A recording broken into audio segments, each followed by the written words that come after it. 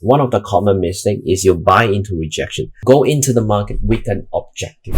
Hey traders, welcome back to another trades review.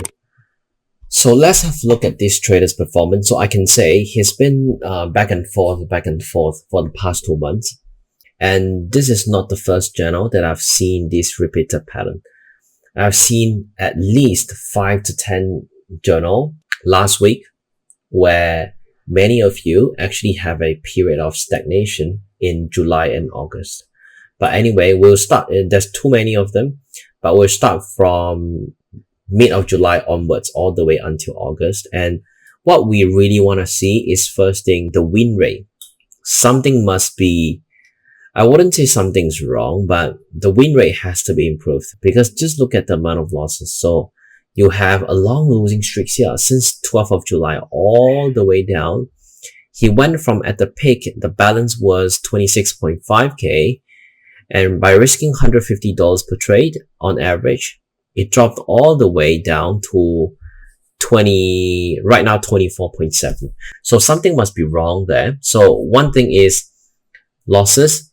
And second thing I will normally see is the long short column. So you have quite equally distributed. We have long short. So he's not being too biased on one direction because this trader mainly trade, I think this is Solana if I'm not wrong. So he mainly trade on the crypto side. So long short, quite okay. Then now let's go to okay, let me see. Market order, limit order. So it's quite equal. So let's start from here. From the daily.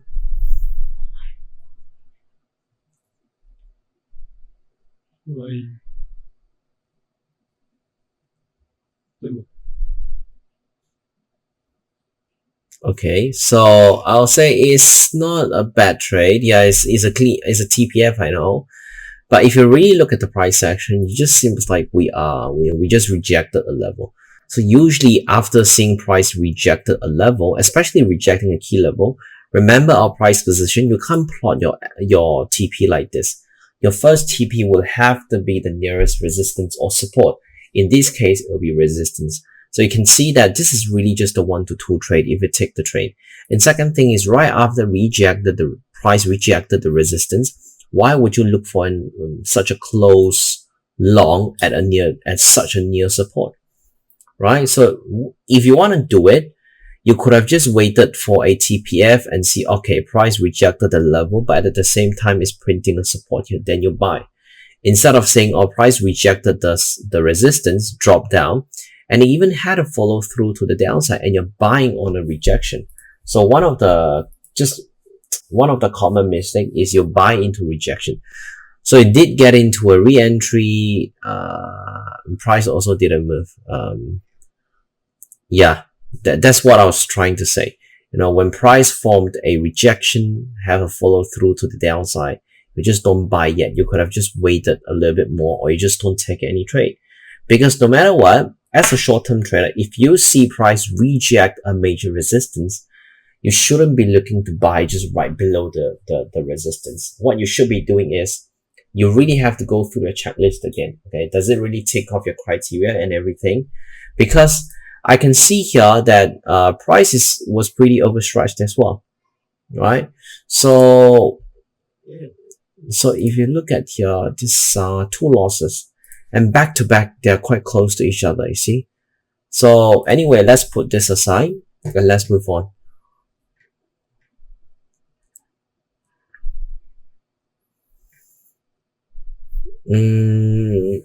Okay. Same thing as well. Actually, if you look at this entire pair, right?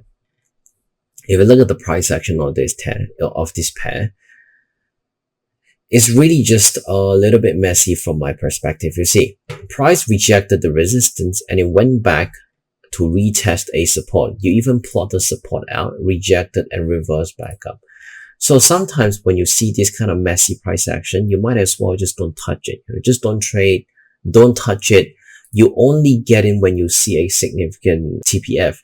This is too early to be called a TPF, but let's say this one, is a clean TPF. Or you can say, okay, let me see if price will go back and reject the previous resistance.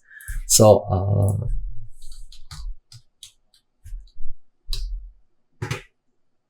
so let's have a look together. So if you look at the overall price action, it's pretty bullish. So at that time it was the 14th of July, which was my birthday. Anyway, let's go back to 14th of July. So when you analyze the market, try to analyze from the higher time frame. So let's go back to 15th of July. So what we see here is actually price reversed all the way up from 22 and all the way up. And right now, as much as we're seeing such a massive reversal, but don't forget, when it comes to determining the trend of a market, the direction of a market is all about identifying the invalidation point. So if let's say you were to look at here, this is a bull market. Why? Because we are on an uptrend and price has respected the support at 124 very well. So this is an uptrend. And then you start going down to the 4 hour, you can start asking yourself a few questions. Okay, so the major level entry, the best possible entry is at 124.7. But is it logical for me to wait for price to come back to 124.7? No, because price has technically pulled back, rejected the level and moved higher. And what you can do next is you start plotting out, okay, so above this level, where's the secondary level that I can get in? This TPF here. So if you look at the 8 hour chart, you can see that there's a clean TPF here at 142. But this TPF level also seems like it has been respected. Why?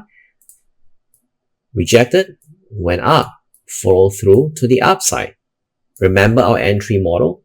Staircase process, missed out one. Where's the secondary one? Where's another one? Price moved away. Where's the next one?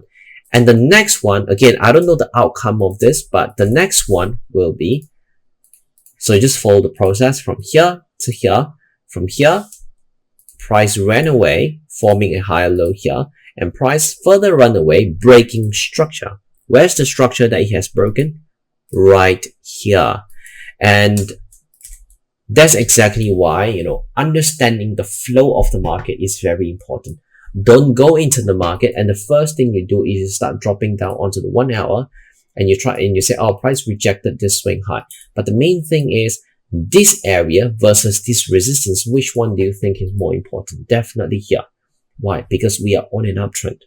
So now you go down onto lower time, you can say, okay, I would like to buy. So if let's say you want to buy, this could be your entry. And you're targeting this high.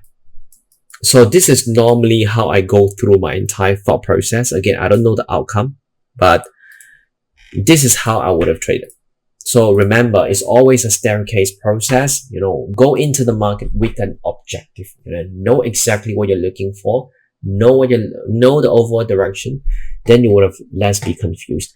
And that's also one of the reasons why I say in my recent YouTube, I forgot it was YouTube video or Telegram channel, I say that I actually don't encourage traders to just trade 1 or 2 pairs, because based on my experience, most traders actually get killed focusing on 1 to 2 pairs. So it's quite the opposite. Most people just, yeah. So you see all of your entries, a lot of them are just distraction. You get one long, you take another long, and then you start flipping short. Lost one trade on the on the sell side, getting in out of nowhere. Then you start getting in on another entry here. You see a minor B and R, then you go back down. So you don't have a clear objective. You refer back to here. Can you see that my entry is always very logical? There's always a process, there's a logic behind it, and there's a sequence, there's criteria.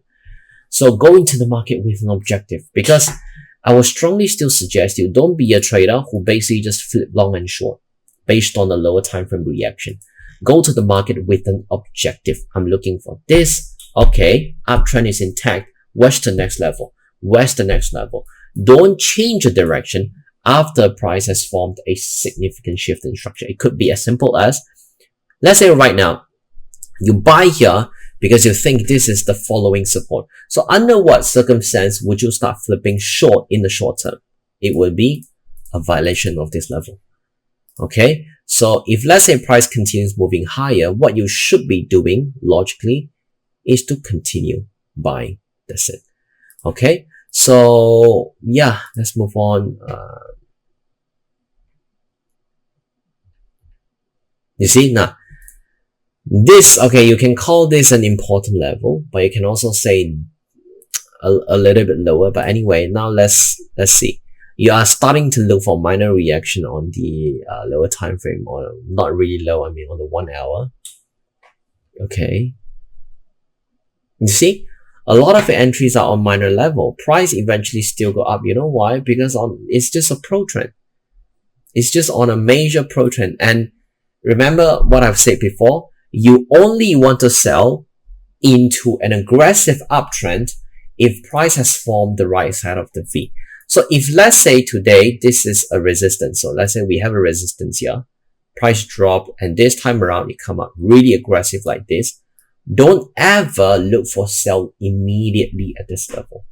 Only sell when you see price has done a significant shift in structure that will give you a much better win rate. Because if you're trying to go short here, even if you drop down onto the lower time frame, price will bound to have some minor reaction or rejection at the key level. It's always like that. So if you start seeing daily level like this, then you start going down onto the 15 minute and you see, oh, there's on the 15 minute after the rejection, there's a mini bear flag, and you go short. And most of the time, guess what? You go back up. Because again, wait for the right side of the V. Don't rush it. So based on some of these assessment, we can easily see that actually this trader is dealing with setting criteria. You see, he was shorting when market's pushing up. Eventually still come back that you see, okay. And that's one thing I would like to share. You see, this is actually quite a clean rollover pattern. You know, price rollover to the downside. And if you want to get in, you either get in here or you wait for a TPF formed here. It's already a minor level entry. Don't go into even minor entry and look for a TPF like this.